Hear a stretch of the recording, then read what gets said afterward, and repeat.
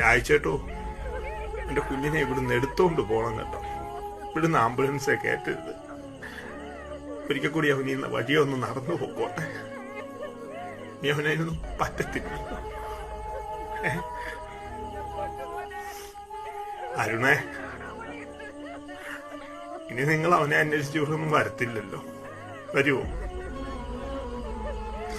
എന്റെ അമ്മയുടെ കരച്ചിൽ കേട്ടോ. ഞങ്ങൾ എങ്ങനെ സഹിക്കുമായിരുന്നു. ഞങ്ങൾ അവനോട് പറഞ്ഞ ആ ബന്ധം നമുക്ക് പറ്റത്തില്ല, അതിന്റെ പുറകെ എനിക്ക് പോലെന്ന് പറഞ്ഞ കേട്ട്.